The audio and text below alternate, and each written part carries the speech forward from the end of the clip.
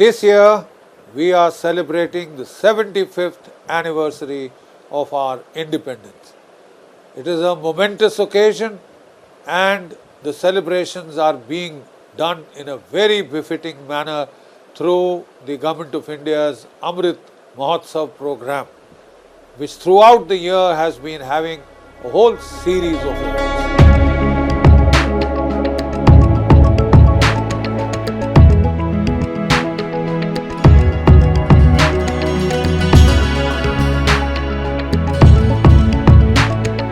Today, let us take some time off to celebrate one of the most respected and wanted institutions of the country, the Indian Armed Forces, and in specific I will be talking of the Indian Army.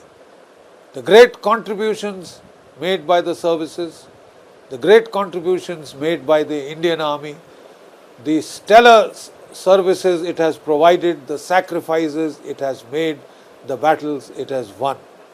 In short, the story of the Indian Army in service of the nation.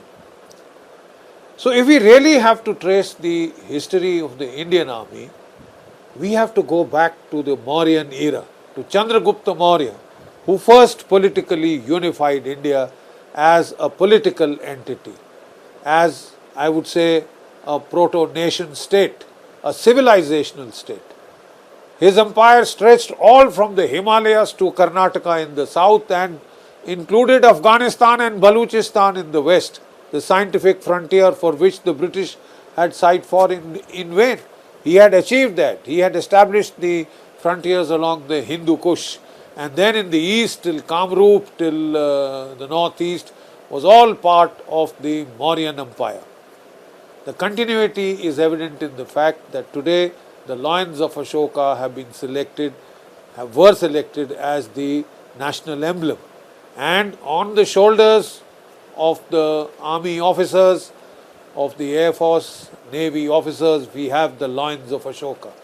That heritage then can be traced back to the Mauryan army raised by Chandragupta Maurya with the advice of his mentor and his national security advisor Chanakya, the celebrated Kautilya. They had then used elephants as a shock arm. And the way of war, the Indian way of war, if we may so call it, was characterized by long, covert campaigns of destabilization to destabilize, to break the balance of the center of gravity of the target state, and then, finally attack with a mass of elephants in a swift operation that was more or less a coup de main to mop up in the wake of that extended destabilization campaign, that covert campaign, that Koot Yuddha. Very surprisingly, the same methodology was used by the Indian Armed Forces, I would say unwittingly, in the 1971 war for the liberation of Bangladesh. There was an 8-month plus campaign by the Mukti Bahini to destabilize, to shake up the Pakistani army, and then a 13-day swift campaign where air power created the shock and awe that the elephants of the Mauryan army used to create in mass. 9,000 war elephants used to be thundering down on the enemy, create shock and awe. So the air power created the shock and awe. The navy cut the two wings of Pakistan, the eastern and the western wing, imposed a blockade in the west and in the east, and the army went for the kill. In 13 days, we had marched on the enemy capital of Dhaka. We had captured the capital. 96,000 prisoners of war had surrendered, and the Indian Armed Forces had changed the map of South Asia. They say you can't change your neighbors, but we changed the map. And today Bangladesh is a sovereign, independent nation thanks to India and the Mukti Bahini. Now, that is the origins of the Indian Army. As a corporate entity, you see, a number of the units of the Indian Army can trace their origin and their unbroken history back to the British Indian Army that was raised by the East India Company in India almost 250 years ago. A number of our units are that old, 200, 250 years, 200 years, etc. They have a long, unbroken train of continuity of the regiments and of the individual battalions. They have taken part in all the pre-independence wars. The Indian Army took part in a very major way in the First World War, right? About 1.3 million Indians took part in the First World War, and there were 80,000 Indians who laid down their lives, and we won 11 Victoria Crosses, which is the equivalent of the Paramveer Chakra, the highest gallantry award of the empire.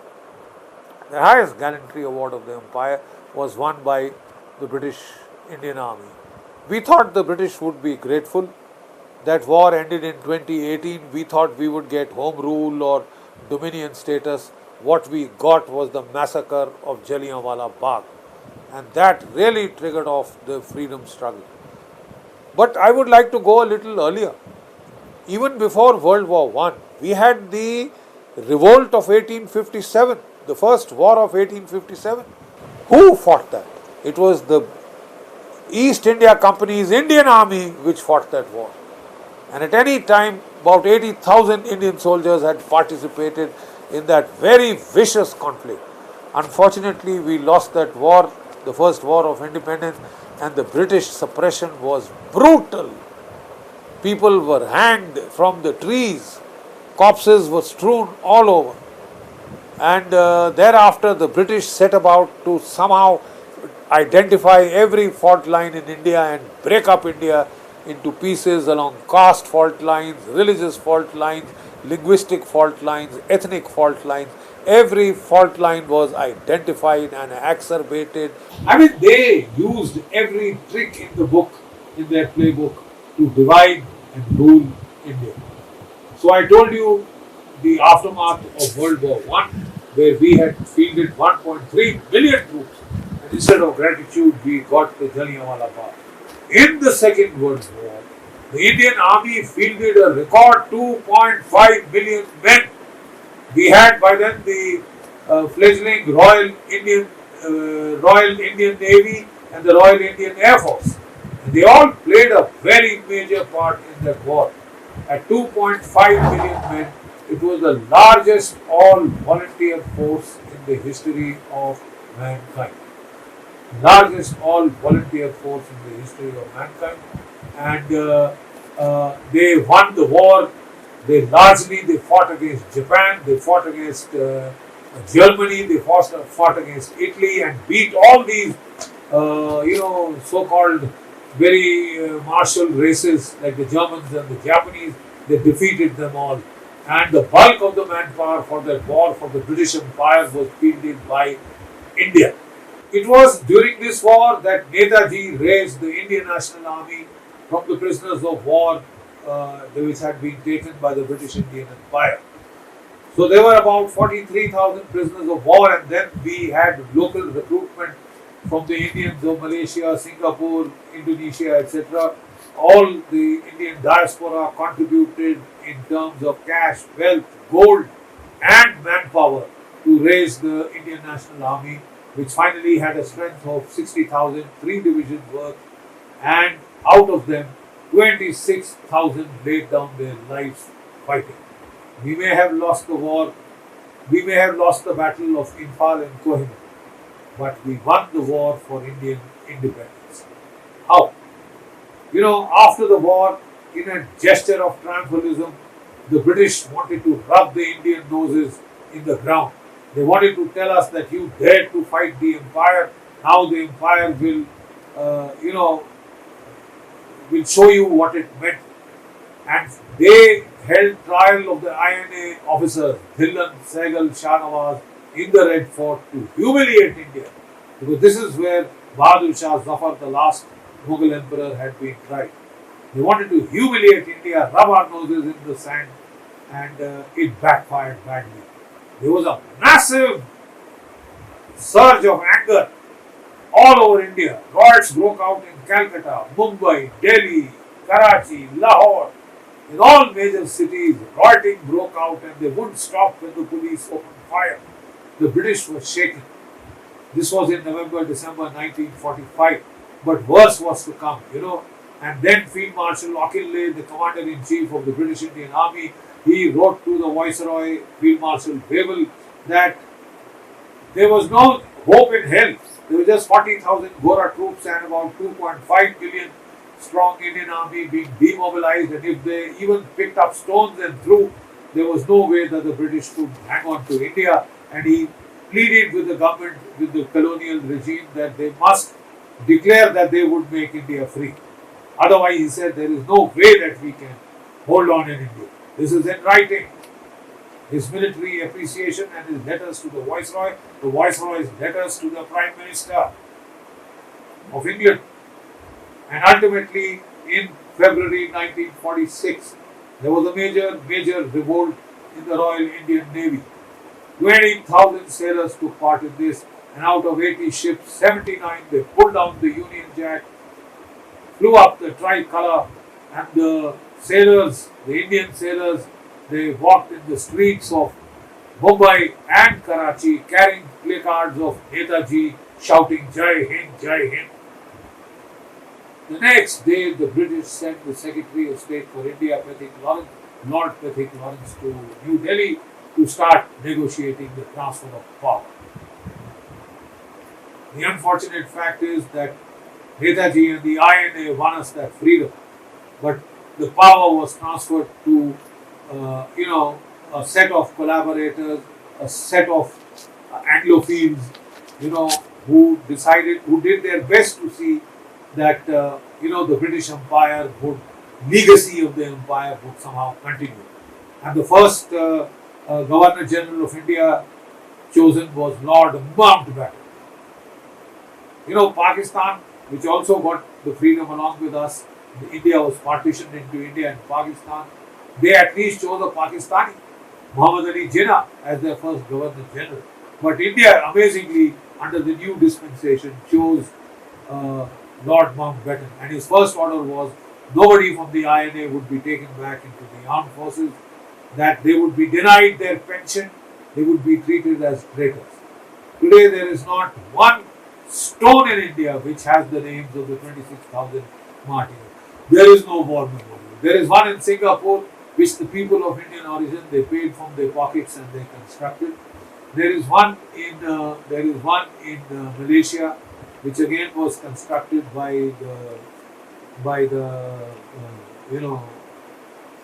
was constructed by the people of Indian origin.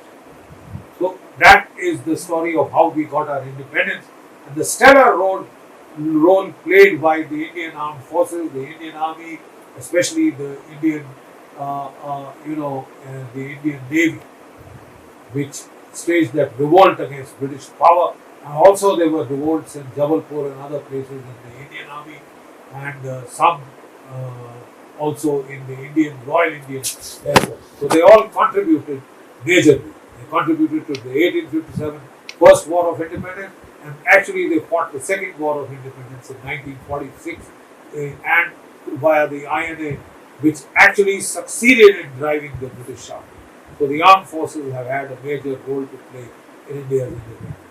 Post-independence, the Indian armed forces have sacrificed so much blood, so much sweat and tears to keep India free.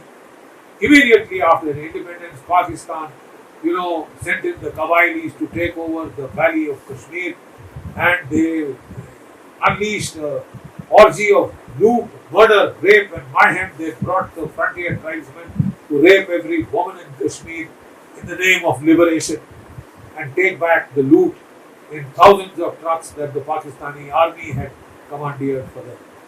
India drove Pakistan back, recaptured 2/3 of Kashmir, and had the ceasefire not come, we would have freed the whole of Jammu and Kashmir. Unfortunately, our own government took the case to the UNO, and we are paying a price ever since. Now things are moving forward. Article 370 has been set aside, and the integration of Jammu and Kashmir is firm, and and the Indian government has announced that we will retake POK, which is part of Indian territory. In 1961, the Indian Armed Forces fought Operation Vijay in Goa. We liberated Goa from the Portuguese. In just 4 days, we had finished and thrown the Portuguese out of Goa. It was a stellar operation. 1962 was the worst phase for the Indian Armed Forces. Unfortunately, because of a lot of political interference, because we had a pacifist regime which actually had said at one stage that they did not need an army, they only needed police forces. And they had kept the army starved of funds, starved of weapons, equipment, manpower, and as a result of it, we paid a heavy price in 62, where we had to suffer a very humiliating defeat. Even in that humiliating defeat, there were chapters of great bravery and sacrifice, especially at Rizangla in Ladakh, and there were the sacrifice in Arunachal Pradesh by Joginder Singh and by Rawat, who got Mahavir Chakras and he got the Paramveer Chakra. So there were these flashes, great flashes of bravery, despite the overall adverse situation. But we learned a great lesson from that defeat, because defeat is a very stern teacher, but it taught us a lot. The Indian Army was expanded by 10 divisions, the Air Force was expanded, the Navy was expanded, the modernization and expansion of the armed forces took place. Pakistan was very frightened. It had been given a military edge by the Americans by supplying Patton tanks and 155mm artillery gun, F-86 Sabres, F-104 Starfighters, and it had America had given Pakistan a military edge over India. Pakistan saw that edge getting eroded, and it felt that it was the last chance of Pakistan, and it attacked India in 1965. It launched Operation Gibraltar. 20,000 guerrillas were sent in to overthrow the government in Jammu and Kashmir. The Indian Army discovered that. The Gujars informed us of this infiltration. We cracked down, and this force was more or less destroyed and forced to flee back. We captured some posts in Kargil overlooking a road. We cleared the whole of the Uri Punch bulge from where this was launched, and stunned Pakistan now attacked in Chamjaudiya to cut the state off from the rest of India. They almost captured Cham. That was the time India retaliated by attacking across the international border. Our 1 Corps and 11 Corps, we struck out against Lahore and Sialkot. And we put so much pressure that Pakistan was forced to recoil from Chamjaudiya and fight to save its skin. So this ended as a ceasefire, and had we just continued for a little more, Pakistan's ammunition was over. It would have suffered a major defeat, because Pakistan was saved by the ceasefire. India's finest hour and the finest hour of our armed forces came in 1971, when in just 13 days we broke Pakistan into two. We created a new nation state with the force of arms. We changed the map of South Asia. They say you can't change your neighbors, but we changed the map. And we created a new nation state with the force of arms. 550 kilometers inside Bangladesh, we advanced from 3 directions. And we marched on the enemy capital Dhaka, and we liberated it on the 13th day. 93,000 Pakistani prisoners of war surrendered. It was the largest mass surrender after the Second World War. I had the proud privilege to be in service while this operation was being waged. My batch suffered heavily. We paid a huge price. One of my batchmates got the Paramveer Chakra posthumously, Second Lieutenant Arun Khetrapal, in that war. I'd like to pay a tribute to him today, and to all our boys, our officers, JCOs and men who have laid down their lives in successive wars after independence. There was a spell of peace after this. Then America intervened in Afghanistan, and again Pakistan became a frontline state and received a lot of free weapons for free, with the help of which it started trying to wage a covert proxy war in J&K. The post-independence history of the Indian Armed Forces is very recent and has been very well documented. Unfortunately, the contributions made before independence, especially for the Indian liberation struggle, they have not been so well documented, right? And I would very specifically try and point out to the 1857 War of Independence, where it was the Indian army raised by the British East India Company, especially the East Presidency armies, that really fought against the British and almost threw the British out. They almost succeeded. Had they revolted at one time, we would have been free of the British in 1857 itself, because that was the level of military success they had achieved. But the 80,000 soldiers that took up arms, they revolted at different periods of time. It was a disjointed revolt. We had no officer levels at that time to guide and lead the War of Independence, the first War of Independence, and as a result, we suffered. We could not obtain our objective. But it was a totally different story when the came to the issue of the Indian National Army. By that time, the British had been forced to Indianize the armed forces before World War II and had to hasten that process in World War II. There were about 25,000 Indian commissioned officers in the Indian Army at the time of World War II. And in 43, when the 42, when the British surrendered en masse in Malaysia and in Singapore, a whole lot of Indian prisoners of war fell into the hands of the Japanese, and the British just simply handed them over to the Japanese. Out of them, General Mohan Singh Bhabha, he created the Indian National Army first, and then Subhash Chandra Bose, he was brought in from Germany in a submarine.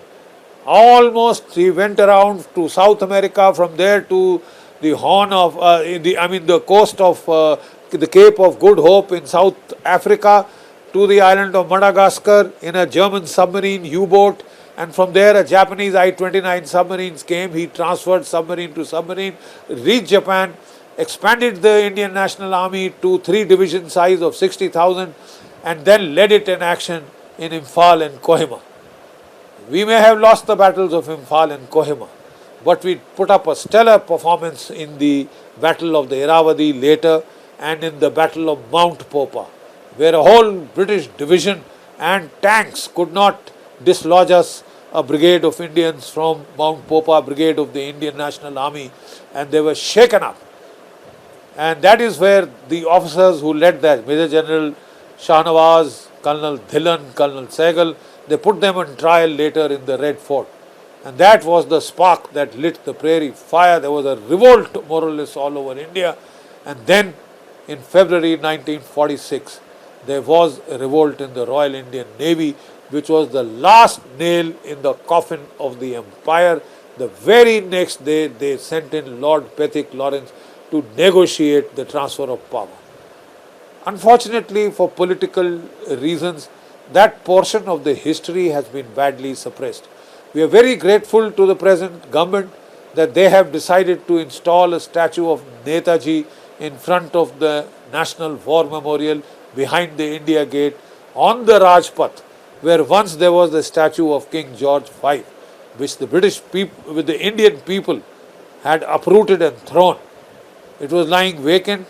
Today the government has almost finished construction of a 28 feet tall statue of Netaji, which indicates, INA and Netaji being brought in, the mainstreaming, the recognition of their sacrifice, of their enormous sacrifice, their bravery, their courage, and all the ordeals that they withstood.